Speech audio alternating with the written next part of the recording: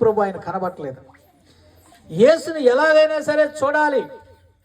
ఆయన గురించి విన్నాను, ఆయన అద్భుతాలు విన్నాను, ఆయన ఆశ్చర్య కార్యాలు విన్నాను. ఆయన గుడ్డి వారికి చూపునిస్తున్నాడు, గుడ్డి వారిని నడిపిస్తున్నాడు, అంగహీనులు బాగుపడుతున్నారు, చెవిటి వారు వింటున్నారు, మోగవారు మాట్లాడుతున్నారు, పక్షవాయువు గల వాళ్ళు బాగుపడుతున్నారు. ఇలాంటి అద్భుతాలు ఎన్నో చేస్తున్నాడు. ఆయన ఒక మాట సెలవిస్తే అద్భుతం జరుగుతుంది. ఆయన ఒక మాట సెలవిస్తే గొప్ప కార్యాలు జరుగుతున్నాయి. ఆయన ఒక మాట సెలవిస్తే చాలు ఎంతో మంది ప్రజలు తండోపదండలుగా ఆయన చుట్టూ చేరుతున్నారు. అలాంటి యేసుని నేను చూడాలి ఎలాగైనా సరే అని చెప్పి జక్కయ్య ఆశపడ్డాడట.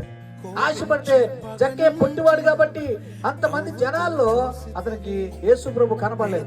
అయితే ఎలాగైనా సరే జక్కయ్య చూడాలి, యేసు చూడాలని చెప్పి పరిగెత్తుకుని వెనక్కి పరిగెత్తుకుని వెళ్ళిపోయి అక్కడ ఒక మేడి చెట్టు ఉంటే ఆ మేడి చెట్టు ఎక్కి ఆ మేడి చెట్టు కొమ్మల్లో నుంచి చూస్తున్నాడు యేసు ప్రభు.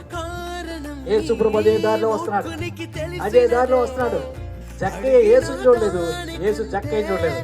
కానీ యేసు ప్రభు చెట్టు దగ్గరికి వచ్చిన ఒక్కసారిగా ఆగనంట, జక్కయ్య నువ్వు కిందకి దిగిరా, నేను నీ ఇంట ఉండవలసిన దేవుడు స్తోత్రం కలుగును గాక. జక్కయ్య యేసయ్య చూస్తే చాలనుకున్నాడు, యేసు ప్రభుని ఎలాగైనా చూడాలనుకున్నాడు. కానీ యేసయ్య అతని ఆశను చూశాడు, అతను అపేక్షను చూశాడు, ఎలాగైనా సరే యేసుని చూడన్న కోరిక చూశాడు. అది చూసిన యేసయ్య అక్కడే ఆగి, జక్కయ్య రాత్రి నేను ఇంటి దగ్గర ఉంటాను, నీతో కలిసి నేను భోజనం చేస్తాను చెప్పి జక్కయ్య ఇంటికి వెళ్ళాడు. దేవుడు స్తోత్రం కలుగును గాక.